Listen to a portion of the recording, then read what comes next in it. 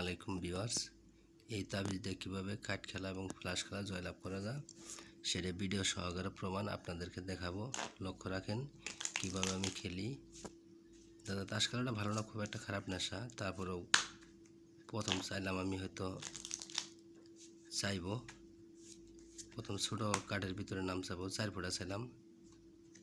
লক্ষ্য রাখেন 4 ফোঁটা 3টে দিচ্ছি ওই পাশে। 4 ফোঁটা কোন দিকে চলে যায়? 4 ফোঁটা অবশ্যই এসে পড়ছে। আসলে দাদা তাস খেলাটা ভালো না, খুব খারাপ নেশা। যারা খেলা ছাড়তে পারে না শুধু তাদের জন্য ভিডিওটা। লক্ষ্য রাখেন 8 ফোঁটা চাইলাম, এবার 3টে করে দিচ্ছি। দেখেন 8 ফোঁটা কোন দিকে চলে যা, এই যে 8 ফোঁটা অবশ্যই তার দিকে এসে পড়ছে। তো ভিউয়ার্স এরকমভাবে আসবেই। তো নিয়ম কারণ আছে, নিয়ম কারণের মতো খেলতে পারলে প্রত্যেকবার জয় লাভ করা সম্ভব। তো চাইলাম 5 ফোঁটা, এবার লক্ষ্য রাখেন 5 ফোঁটা কোন দিকে চলে যা, এই যে 5 ফোঁটা আইসা পড়ছে। তো ভিউয়ার্স তাস খেলাটা ভালো না, খুব খারাপ নেশা। যারা খেলতে খেলতে নিঃসহারা হয়ে গেছেন শুধু তাদের জন্য আমার এই ভিডিওটা। আর ভিডিওটা ভালো লাগলে চ্যানেলটা সাবস্ক্রাইব করে পাশেই থাকবেন বন্ধুরা। তো যারা খেলেন না তাদেরকে বলবো খেলার দরকার নাই। যারা খেলা ছাড়তে পারে না শুধু তাদের জন্য ভিডিওটা। এবার 6 হাতে আমি ফ্লাশ খেলি।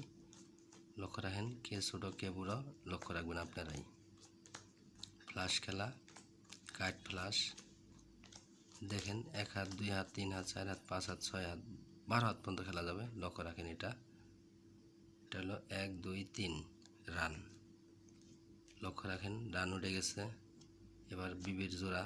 লক্ষ্য রাখেন লাগিয়ে গেছে, খেলা লাগিয়ে গেছে। এটা সাহেবের জোড়া, খেলা লাগিয়ে গেছে। এটা হলো সাহেব টপ। লক্ষ্য রাখেন এটা হলো 9 টপ রান। ভিউয়ার্স এবার এই খেলা পরীক্ষা হবে। দেখেন তাবিজের কত পাওয়ার। এই তাবিজের পাওয়ার থাকলে অবশ্যই 2 রানের চেয়ে 2 জোড়া চেয়ে বড় হবেই। লক্ষ্য রাখবেন হাডাহাডি খেলা চলছে। এবার প্রমাণ দেখেন আপনারা। দেখেন গোলাম সাহেব, এটা কি বিবি রানিং। ধন্যবাদ ভিউয়ার্স।